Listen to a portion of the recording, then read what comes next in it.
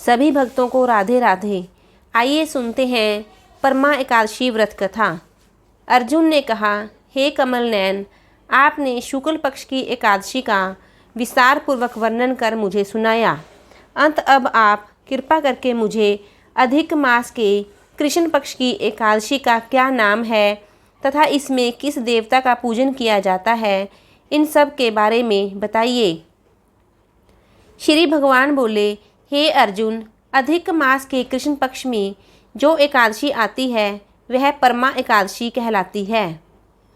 इस व्रत के करने से सभी पाप नष्ट हो जाते हैं तथा मनुष्य को इस लोक में सुख तथा परलोक में सद्गति प्राप्त होती है।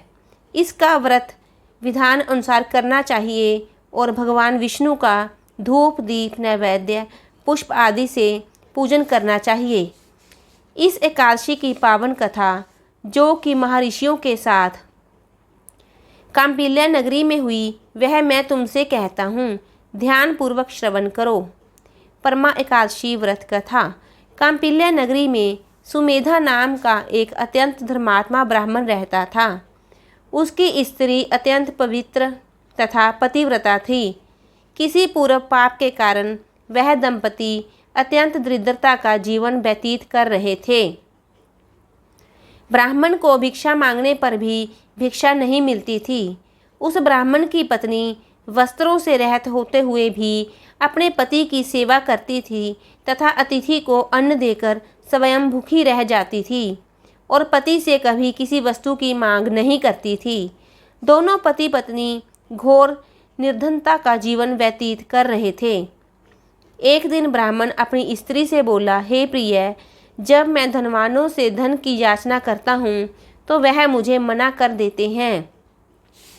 गृहस्थी धन के बिना नहीं चलती, इसलिए यदि तुम्हारी सहमति हो तो मैं प्रदेश जाकर कुछ काम करूं, क्योंकि विद्वानों ने कर्म की प्रशंसा की है। ब्राह्मण की पत्नी ने विनीत भाव से कहा, हे स्वामी, मैं आपकी दासी हूँ। पति अच्छा और बुरा जो कुछ भी कहे, पत्नी को वही करना चाहिए। मनुष्य को पूर्व जन्म में किए कर्मों का फल मिलता है। सुमेरु पर्वत पर रहते हुए भी मनुष्य को बिना भाग्य के स्वर्ण नहीं मिलता। पूर्व जन्म में जो मनुष्य विद्या और भूमि दान करते हैं, उन्हें अगले जन्म में विद्या और भूमि की प्राप्ति होती है। ईश्वर ने भाग्य में जो कुछ लिखा है उसे टाला नहीं जा सकता। यदि कोई मनुष्य दान नहीं करता तो प्रभु उसे केवल अन्न ही देते हैं। इसलिए आपको इस स्थान पर रहना चाहिए, क्योंकि मैं आपका विछोह नहीं सह सकती। पति बिना स्त्री की माता पिता भाई तथा संबंधी आदि सभी निंदा करते हैं। इसलिए हे स्वामी, कृपा कर आप कहीं न जाएं, जो भाग्य में होगा वह यहीं प्राप्त हो जाएगा। स्त्री की सलाह मानकर ब्राह्मण परदेश नहीं गया। इस प्रकार समय बीतता रहा। एक बार कौंडिन्य ऋषि वहां आए। ऋषि को देखकर ब्राह्मण सुमेधा और उसकी पत्नी स्त्री ने उन्हें प्रणाम किया और बोले, आज हम धन्य हुए। आपके दर्शन से आज हमारा जीवन सफल हुआ। ऋषि को उन्होंने आसन तथा भोजन दिया। भोजन देने के बाद पतिव्रता ब्राह्मणी ने कहा, हे ऋषिवर, कृपा कर आप मुझे दरिद्रता का नाश करने की विधि बतलाइए। मैंने अपने पति को प्रदेश में जाकर धन कमाने से रोका है। मेरे भाग्य से आप आ गए हैं। मुझे पूर्ण विश्वास है कि अब मेरी दरिद्रता शीघ्र ही नष्ट हो जाएगी। आप हमारी दरिद्रता नष्ट करने के लिए कोई उपाय बताएं। ब्राह्मणी की बात सुन कौंडिन्य ऋषि बोले, हे ब्राह्मणी, मल मास की कृष्ण पक्ष की परमा एकादशी के व्रत से सभी पाप दुख और दरिद्रता आदि नष्ट हो जाते हैं। जो मनुष्य इस व्रत को करता है वह धनवान हो जाता है। इस व्रत में नृत्य गायन आदि सहित रात्रि जागरण करना चाहिए। यह एकादशी धन वैभव देती है तथा पापों का नाश कर उत्तम गति भी प्रदान करने वाली होती है। धनाधिपति कुबेर ने भी इस एकादशी व्रत का पालन किया था, जिससे प्रसन्न होकर भगवान भोलेनाथ ने उन्हें धनाध्यक्ष का पद प्रदान किया। इसी व्रत के प्रभाव से सत्यवादी राजा हरिश्चंद्र को पुत्र स्त्री और राज्य की प्राप्ति हुई थी। तदोपरांत कौंडिन्य ऋषि ने उन्हें एकादशी के व्रत का समस्त विधान कह सुनाया। ऋषि ने कहा, हे ब्राह्मणी, पंचरात्रि व्रत इससे भी ज़्यादा उत्तम है। परमा एकादशी के दिन प्रातःकाल नित्यक्रम से निवृत्त होकर विधान पूर्वक पंचरात्रि व्रत आरंभ करना चाहिए।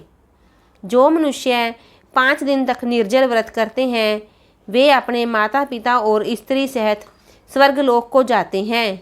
जो मनुष्य 5 दिन तक संध्या को भोजन करते हैं वे स्वर्ग को जाते हैं। जो मनुष्य स्नान करके 5 दिन तक ब्राह्मणों को भोजन कराते हैं वे समस्त संसार को भोजन कराने का फल पाते हैं। जो मनुष्य इस व्रत में अश्व दान करते हैं उन्हें 3 लोकों को दान करने का फल मिलता है। जो मनुष्य उत्तम ब्राह्मण को तिल दान करते हैं वे तिल की संख्या के बराबर वर्षों तक विष्णु लोक में वास करते हैं। जो मनुष्य घी का पात्र दान करते हैं वह सूर्य लोक को जाते हैं। जो मनुष्य 5 दिन तक ब्रह्मचार्य पूर्वक रहते हैं वे देवांगनाओं के साथ स्वर्ग को जाते हैं। हे ब्राह्मणी, तुम अपने पति के साथ इसी व्रत को धारण करो, इससे तुम्हें अवश्य ही सिद्धि और अंत में स्वर्ग की प्राप्ति होगी। कौंडिन्य ऋषि के वचनानुसार ब्राह्मण और उसकी स्त्री ने परमा एकादशी का 5 दिन तक व्रत किया। व्रत पूर्ण होने पर ब्राह्मण की स्त्री ने एक राजकुमार को अपने यहाँ आते देखा। राजकुमार ने ब्रह्मा जी की प्रेरणा से एक उत्तम घर जो कि सब वस्तुओं से परिपूर्ण था उन्हें रहने के लिए दिया। तदोपरांत राजकुमार ने आजीविका के लिए एक गांव दिया।